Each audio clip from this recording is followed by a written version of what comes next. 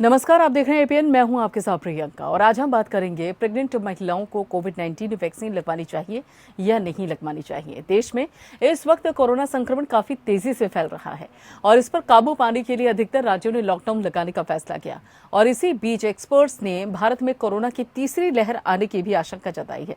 कुछ वैज्ञानिकों का मानना है कि अगर जल्द ज्यादा से ज्यादा आबादी को वैक्सीन लगा दी जाए तो इस वायरस पर काबू पाया जा सकता है।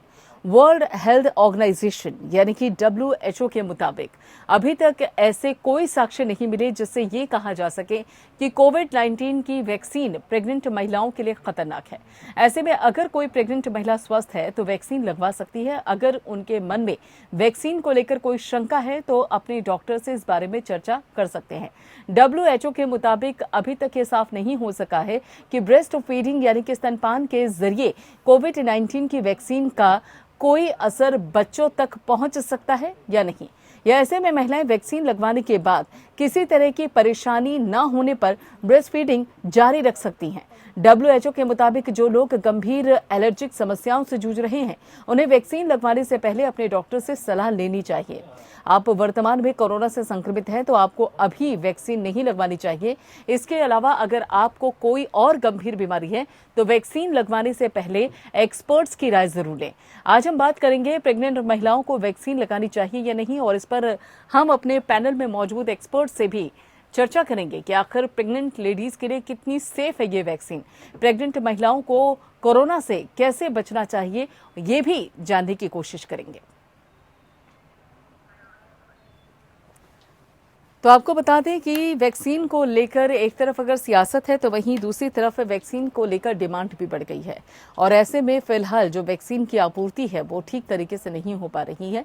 और इसी बीच पहले सवाल ये उठ रहा था कि बच्चों के लिए कितनी सेफ है वैक्सीन। इस बाबत आपको बता दें कि रिसर्च शुरू हो चुकी है और ट्रायल की प्रक्रिया पर भी मुहर लग चुकी है। ट्रायल की प्रक्रिया भी जल्द शुरू होगी, लेकिन वहीं अब दूसरी तरफ अगर देखा जाए तो एक और सवाल यहाँ पर उभरता हुआ नजर आ रहा है कि जो प्रेग्नेंट लेडीज हैं, गर्भवती जो महिलाएं हैं, क्या वो वैक्सीन लगवा सकती हैं और अगर हाँ तो कितनी सेफ है, और अगर नहीं तो फिर ऐसे में जिस तरह से इस वक्त कोरोना का कहर चारों तरफ है तो उस बाबत आखिर प्रेग्नेंट लेडीज के लिए क्या एहतियात सबसे ज्यादा जरूरी है।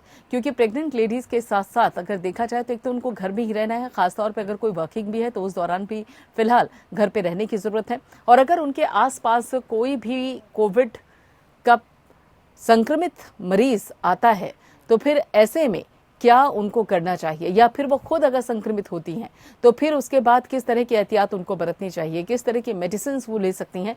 इन सभी सवालों का जवाब भी लेंगे अपने खास पैनल के साथ।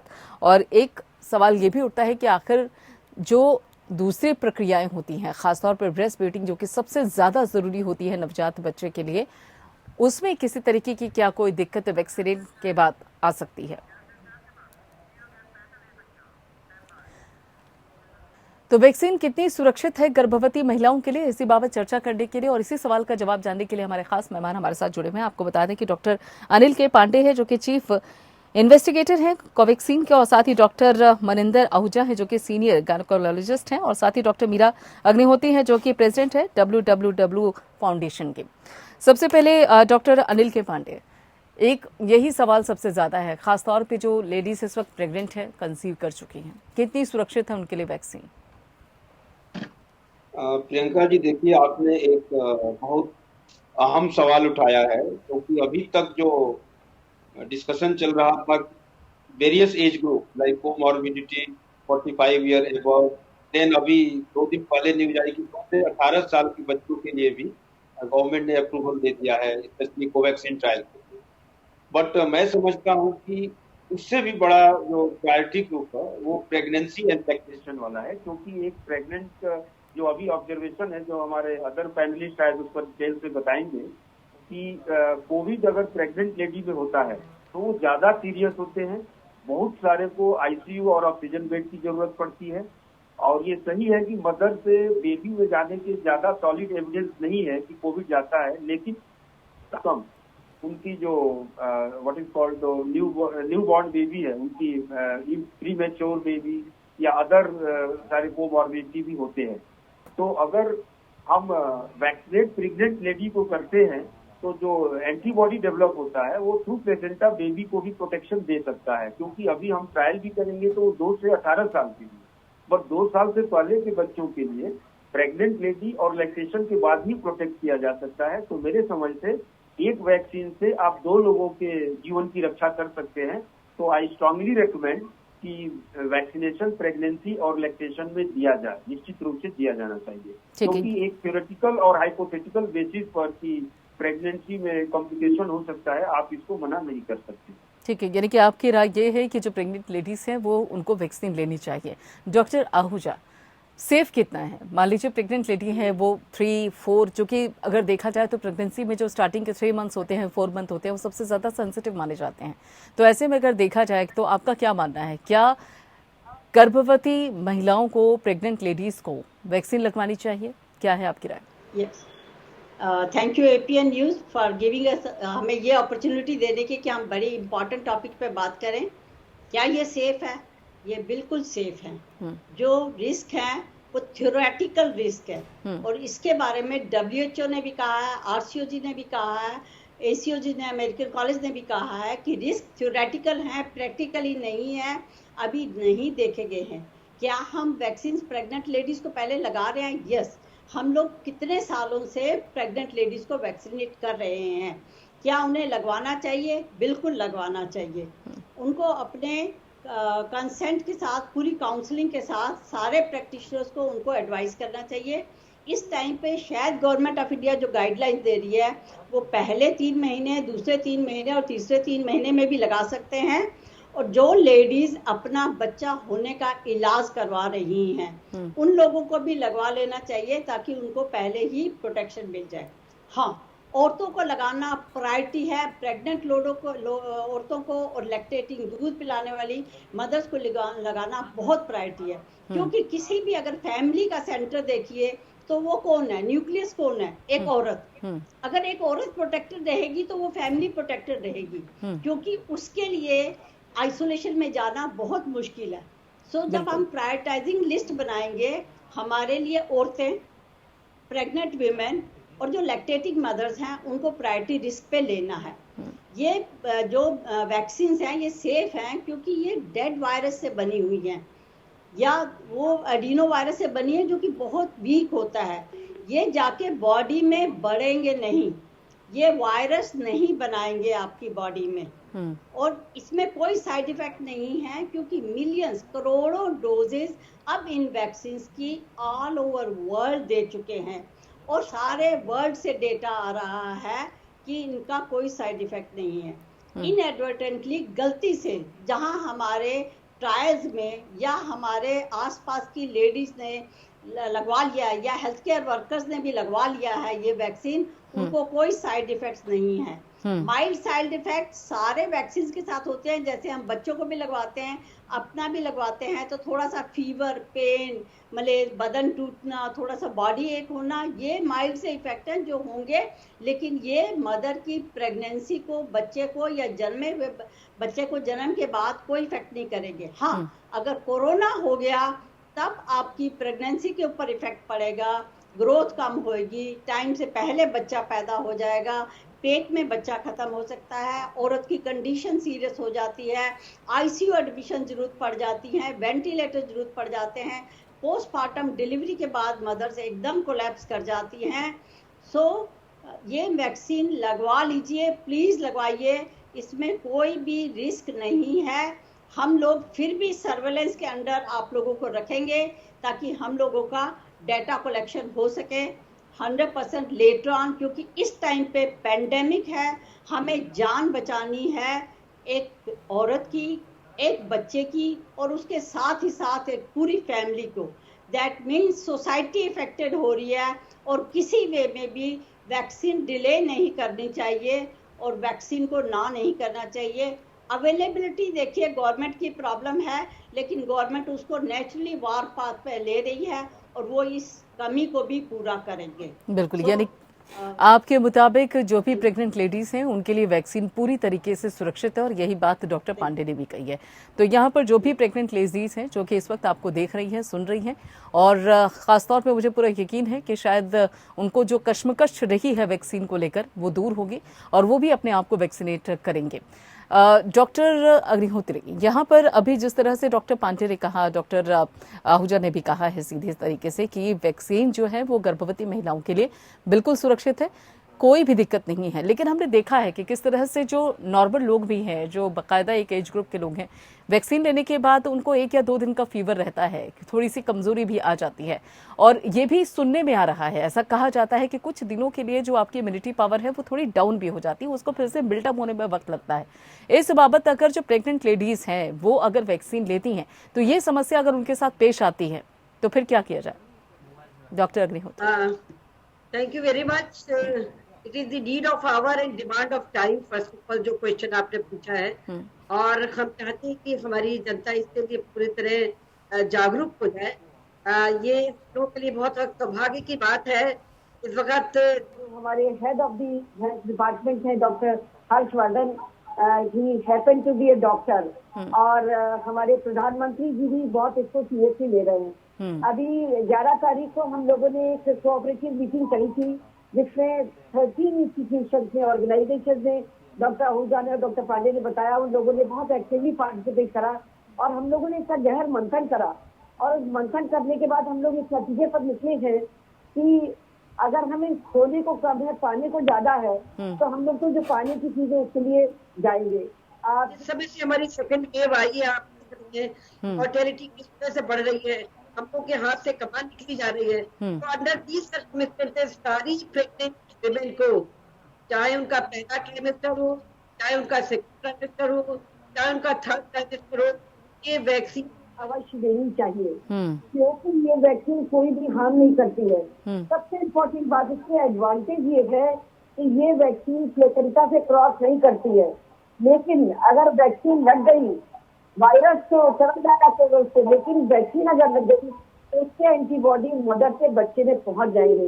ये कितनी एडवांटेजियस सिचुएशन है। हमारी मदर को वैसे भी प्रेगनेंसी में थोड़ा सा हीमोडाइल्यूशन होता है, एंटीबॉडी कम हो जाती है, तो अगर ये एंटीबॉडी मदर को और मदर के द्वारा बच्चे को पहुंच रही है तो ये बहुत ही एडवांटेजियस सिचुएशन है। इससे हम 2 जानों को एक साथ बचाने का प्रयास कर रहे हैं। ड्यूरिंग लैक्टेशन पीरियड ऐसा कहा जाता है कि एंटीबॉडी मदर से पास होती है, तो अगर उसको इंजेक्शन लगा हुआ है ऑलरेडी तो लैक्टेशन पीरियड में भी हम उसको प्रोटेक्ट कर लेंगे। कहने का मतलब ये है कि प्रेगनेंसी के प्रत्येक दिन जिस दिन हमारे पास मरीज आए उस दिन से हमको अपनी एक्टिविटी स्टार्ट कर देनी चाहिए। अगर हम उसको टीवी पे बात कर रहे हैं, अगर हम उसको वीडियो पे बात कर रहे हैं, अगर हम उसको कंसल्टेशन किसी भी टाइप का कर रहे हैं, तो पहला इंजेक्शन उसको फर्स्ट 12 वीक के बाद, उसके बाद 8 हफ्ते के बाद दूसरा, और vaccination has to be given, because हम लोग को मरीजों की बहुत जान बचानी है। जहाँ तक डेटा जनरेशन की बात है, हम आपको एश्योर कर रहे हैं कि ड्यूरिंग दिस पीरियड, अभी इस मीटिंग में भी हमने डेटा अपना प्रेजेंट करा था, ये जो मदर्स हम लोग के पास आ रही हैं जो ऑलरेडी इसकी फ्रेजाइल है, इसकी एनीमिया से कंसर्न है, जिनकी हीमोडायनेमिक स्टेटस ऑलरेडी ऑल्टर्ड होता है, उनके अंदर सारी ऑब्स्टेटिक कॉम्प्लिकेशन ऑलरेडी हो सकती है कोरोना वैक्सीन दौरान।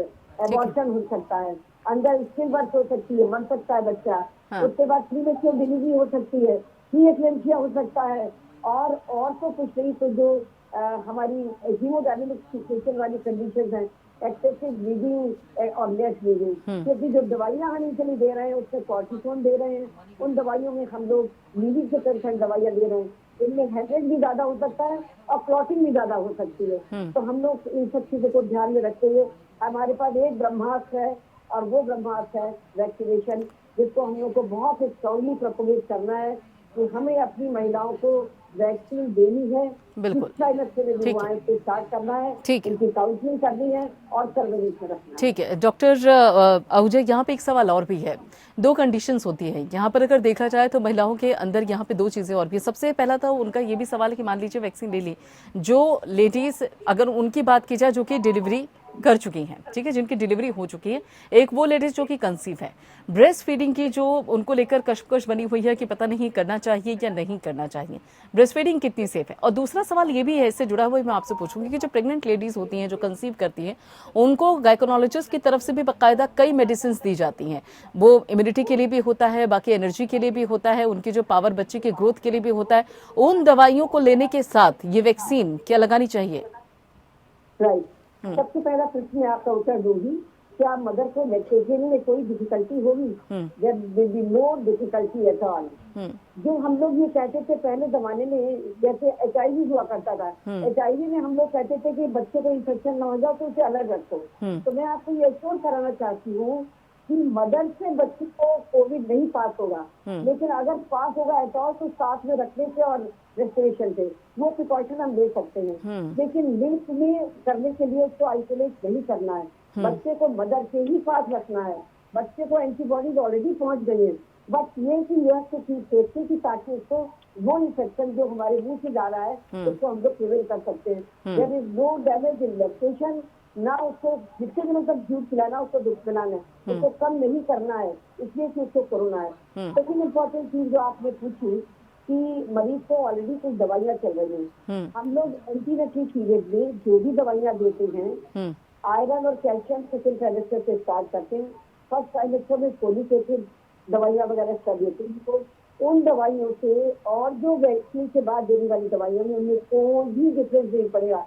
ना वैक्सीन उन दवाइयों से अफेक्टेड है, ना दवाइयाँ वैक्सीन से अफेक्टेड है। They are independently active. और वैक्सीन हम लोग ऑलरेडी मरीजों को दे रहे हैं, अपनी प्रेगनेंट वुमेन को हम लोग ऑलरेडी टेटवैक दे रहे हैं, टीबैक दे रहे हैं, हम लोग हेपेटाइटिस की दे रहे हैं और अब इन्फ्लुएंजा की दे रहे हैं। तो जब ये वैक्सीन दे रहे हैं हम लोग, तो ये वैक्सीन जो सबकी जान लेती चली जा रही है, इसको हम लोग क्यों नहीं दे सकते? सिर्फ इसलिए कि किसी एकमात्र मरीज में कुछ प्रॉब्लम हो जाएगी इसलिए हम सबको उससे वंचित कर दें, ऐसा नहीं करना चाहिए। ठीक है, यानी कि यहाँ पे दो चीजें बिल्कुल साफ हो गई।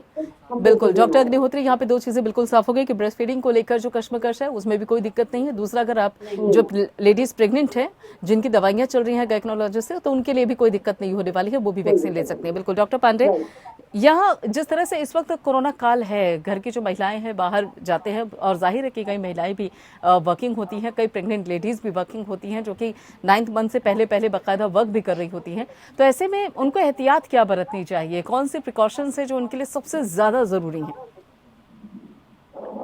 देखिए, ये जो प्रेगनेंसी, तो मैं आपको बताऊं इवन हेल्थ केयर प्रोफेशनल्स भी बहुत सारे हैं, लाइक नर्सिंग स्टाफ है, डॉक्टर्स हैं, और ये प्रेगनेंसी में लोग नहीं दे रहे हैं, तो इवन हेल्थ केयर प्रोफेशनल को भी हम लोग वैक्सीनेट नहीं कर रहे हैं क्योंकि गवर्नमेंट की गाइडलाइंस में नहीं है। और बहुत सारे महिलाएं हैं जो डॉक्टर हैं, नर्सिंग स्टाफ है, वो ड्यूटी कर रहे हैं, कोविड हॉस्पिटल में ड्यूटी कर रहे हैं, और सोचिए कि उनकी लाइफ कितनी रिस्क में है। तो निश्चित रूप से प्रिकॉशन तो बिल्कुल वही है, एक्चुअली तो उनको ड्यूटी के लिए अलाउ नहीं करना चाहिए और मैंने घर पे रहना चाहिए, duty work from home as practically as possible करना चाहिए। सोशल डिस्टेंसिंग, गैदरिंग में, ओवर क्राउडिंग वाले एरिया में बिल्कुल नहीं जाना चाहिए और जितनी संभव हो सके घर के मेंबर से भी उनको थोड़ा सा अलग रहना चाहिए, अलग रूम में रहना चाहिए, क्योंकि ये हाईली रिस्क ग्रुप में आते हैं अगर उनको कोविड इन्फेक्शन हो जाता है। तो ये सारी प्रिकॉशन लेने चाहिए। और सबसे बड़ी बात है कि एक्चुअली गवर्नमेंट को जितनी जल्दी हो सके डिसीजन लेके इनको प्रायोरिटी ग्रुप में इंक्लूड करके वैक्सीन कराना चाहिए। और हम आज स्टार्ट करेंगे तो ये हम उनको थर्ड वेव से बचाएंगे। इस वेव में तो क्योंकि 45 डेज से पहले इम्यूनिटी होती नहीं है, फर्स्ट डोज से थोड़ी बहुत होती है, तो आज की तैयारी ये pregnant women and new born baby को थर्ड वेव से बचाने के लिए है एक्चुअली ये तैयारी। ठीक है, ये तैयारी बेसिकली अगर देखा जाए तो थर्ड वेव से बचाव के लिए है। डॉक्टर आहूजा, ये तो हमने देख लिया कि हमने ये भी समझ लिया है कि जो प्रेग्नेंट लेडीज है उनको वैक्सीन लेनी चाहिए, लेकिन क्या कुछ ऐसी भी कंडीशंस हैं, क्या कुछ इस तरह की प्रेग्नेंट लेडीज भी हो सकती हैं जिन्हें वैक्सीन नहीं लेनी चाहिए, जिनके लिए बाकायदा इस तरह की गाइडलाइंस है? कुछ खासतौर पर अगर कुछ अपवादित केसेस की बात की जाए जिनको कोई समस्या हो फिजिकल? एक्चुअली देखा जाए तो वैक्सीन हर स्टेज में लग सकता है प्रेगनेंसी में, कोई कंट्राइंडिकेशन नहीं है। तो जहाँ तक एहतियात बरतने का है, ये एहतियात जो हमने 3 हमारे हैं, मास्क, हैंड सैनिटाइजेशन और डिस्टेंस, ये तो हमें अगले 1 साल तक रखना चाहिए। जिनको वैक्सीन लग गया है उनको भी लगना चाहिए, जिन्होंने वैक्सीन नहीं लगाया है उनको भी लगना चाहिए। जब तक वैक्सीन नहीं लगता है, प्रेग्नेंट वुमेन को बाकियों से ज्यादा ध्यान रखना चाहिए। उसमें बेसिकली यही है कि आप ग्रुप में उसमें मत रहिए, जहां भी रहिए वो डिस्टेंसिंग में रखिए, तो वो आपको सेफ रहेगा। अनटिल अनलेस कोई बहुत ही सीरियस कंडीशन हो, एक्चुअली वैक्सीन की कंट्रा इंडिकेशंस नहीं है जिसमें कि आप वैक्सीन नहीं ले सकते हैं। तो नॉर्मल प्रेग्नेंट वीमेन जो हैं वो इवन अगर डायबिटीज है, हाइपरटेंसिव हैं, तो वो लोग भी ले सकती हैं। रादर पहली कैटेगरी में जो आई थी वो वुमेन थी जो डायबिटीज थी, ओवरवेट थी या हाइपरटेंसिव थी। लेकिन अब जो गाइडलाइंस आई हैं आरसीओजी की भी और सबकी, कि सारी प्रेग्नेंट वुमेन को ये हमने ऑफर कर दी है vaccine. So they should be taking vaccine. जो भी रिस्क है वो थ्योरेटिकल रिस्क है, कोई भी प्रैक्टिकल रिस्क नहीं है वैक्सीन का। तो थ्योरेटिकल रिस्क जो होते हैं वो बहुत रेयर होते हैं, 1 in 10,000 में, 1 in lakh के लिए। उसके लिए जो 10,000 और 1 lakh वीमेन को जो एडवांटेज मिलेगा वो तो हम लोग नहीं दूर कर सकते हैं। ठीक है डॉक्टर के पांडे, आपने कहा कि बाकायदा थर्ड वेव से बचाने के लिए कोशिशें हो रही हैं और ये होनी भी चाहिए, क्योंकि कहा भी जा रहा है कि थर्ड वेव काफी खतरनाक भी है। लेकिन ट्रायल का भी आपने जिक्र किया है, लगभग कितना इंतजार करना पड़ेगा इस ट्रायल को लेकर, क्या प्रोसीजर रहेगा उसका? देखिए, ट्रायल तो अभी जो ये 2 से 18 साल के बच्चों का जो ट्रायल का गवर्नमेंट ने अप्रूवल दिया है DCGI ने, ये आप ट्रायल लगभग 3rd वीक ऑफ जुलाई या एंड ऑफ जुलाई तक कंप्लीट हो जाएगा। तो अगस्त से मोस्ट लाइकली 2 to 18 ईयर के लिए स्टार्ट हो जाएगा। बट हम प्रेग्नेंट वीमेन के लिए ट्रायल का, लंबे ट्रायल का वेट नहीं कर सकते, क्योंकि आप अगर ट्रायल करेंगे और अभी अगस्त या सितंबर से होगा and that is expected end of September to October for the third wave, तो वो रिस्क रहेगा। तो हम लोग ट्रायल के लिए प्रेगनेंसी में वैक्सीनेशन के लिए वेट नहीं करना चाहिए। जो डॉक्टर मनिंदर ने बोला कि एक हम लोग ट्रायल मोड पर वैक्सीनेशन स्टार्ट कर सकते हैं और जो डेटा जनरेट होगा उसको यूटिलाइज करके अप्रूवल के लिए अप्लाई कर सकते हैं। या दूसरा ऑप्शन है कि गवर्नमेंट डायरेक्ट इमरजेंसी ऑथराइजेशन दे सकती है, लाइसेंसिंग दे सकती है इस ग्रुप के लिए, क्योंकि इसके कोई भी कंपोनेंट जो वैक्सीन है प्रेगनेंसी में कंट्रा इंडिकेटेड नहीं है। और कंट्रा इंडिकेशन वैक्सीन का वही होगा जो आम आदमी के लिए होता है, same contraindication applicable to pregnancy as well, कोई एडिशनल कंट्रा इंडिकेशन नहीं है। तो मेरे समझ से गवर्नमेंट में इसमें प्रोएक्टिवली डिसीजन लेना चाहिए और परमिशन देनी चाहिए सीधे। ट्रायल मोड का हम लोग वेट करेंगे तो ज्यादा डिले हो सकता है। ठीक है डॉक्टर अग्निहोत्री, यहाँ पर अगर देखा जाए तो एक सवाल ये भी उठ रहा है, कई लोगों में ये भी कश्मकश है, जो यहाँ पर एक जनरेशन गैप भी होता है। एक जनरेशन है जो कि बाकायदा वैक्सीन को लेकर सहमत है, लेकिन एक जनरेशन वो भी है जो कि ये कहती है कि देखिए बच्चे पे एक नेगेटिव असर पड़ सकता है। जो एक कनेक्शन होता है माँ और बच्चे के बीच में, नवजात के बीच में, या फिर ये कह रही के भ्रूण के बीच में एक नाल का फर्क होता है, उस पर किसी तरीके का असर पड़ सकता है, ऐसा एक जनरेशन का मानना है, एक बाकायदा एक एज ग्रुप का मानना है। तो एक ये भी कश्मकश दूर कर दीजिए कि कहीं ऐसा तो नहीं कि उस वैक्सीन का या उन दवाइयों का किसी भी तरीके का कोई इफेक्ट, खासतौर पर तब जब ब्लैक फंगस जैसे यहाँ पे साइड इफेक्ट भी देखने को मिल रहे हैं, जो नाल का एक कनेक्शन होता है उससे कोई फर्क नहीं पड़ेगा, उस पर किसी तरीके का कोई रिएक्शन नहीं होगा? मुझे बड़ी खुशी हुई है कि ये थ्योरेटिकल क्वेश्चन आपने पूछ लिया है। और ये मार्केट को जानना भी चाहिए। ये सब थ्योरेटिकल है। नाल से पास होने वाली संक्रमण या ना संक्रमण वाली बात मैं आपको ऑलरेडी बता चुकी हूँ कि ये वायरस जो है ये नाल से, ये प्लेसेंटा के थ्रू नहीं जाता है बच्चे के पास। जाता है तो क्या, जो एंटीबॉडीज होते हैं, प्रेगनेंसी के दौरान हमें अपनी माताओं को समझाना चाहिए कि हीमोडाइल्यूशन होता है। जैसी प्रेगनेंसी आती है उससे धीरे धीरे करके बॉडी में प्लाज्मा नॉर्मल, अगर कोई भी उसको बीमारी नहीं है तो नॉर्मल सर्कमस्टेंसेस में जो प्लाज्मा का पोर्शन होता है और आरबीसी का पोर्शन है वो डिस्प्रपोर्शनेट होने लगता है। तो इन मरीजों को फिजियोलॉजिकल एनीमिया हो जाता है। फिजियोलॉजिकल मतलब हीमोडाइल्यूशन, मतलब जो एंटीबॉडीज या जो कंसेंट्रेंट उसके पास प्रेजेंट है वो थोड़े डाइल्यूट हो जाते हैं। एक तो हमारी मदर ऑलरेडी कॉम्प्रोमाइज है, अगर हम उसको वैक्सीनेशन दे देंगे तो इस नाल के थ्रू संक्रमण तो नहीं जाएगा, लेकिन जो एंटीबॉडीज पार्टली होली या मरीज की स्टेटस के अनुसार से डेफिशिएंट है वो हम लोगों ने दे दिए हैं। तो this is an advantage, it is not a disadvantage. तो हमें अपनी जनरेशन को ये समझाना है कि हम इसके डिसएडवांटेज को ना डिस्कस करें, हमें इससे एडवांटेज क्या हो रहा है इसे सबसे पहले हम ये दें। ठीक है। और bonding, second important thing is bonding. अगर किसी भी वजह से आप बच्चे को माँ से अलग कर देंगे मान लीजिए कोई कोविड की पेशेंट है, उसके बच्चे को अलग कर दिया कि दूध नहीं देंगे तुमको, ये नहीं देंगे। आप सोचिए मदर को आज भी बैलेंस करे या उस बच्चे को करे, उस बच्चे को बाहर का दूध पिलाए, उससे फिर उसकी एंटीबॉडीज गड़बड़ हो। मदर्स मिल्क में जो एंटीबॉडीज जाती हैं उसको अमृत कहा जाता है और उन एंटीबॉडीज का कोई रिप्लेसमेंट नहीं है। तो mother's milk and bonding is fundamentally necessary but universal precaution ठीक है, फॉर कीपिंग द डिस्टेंस।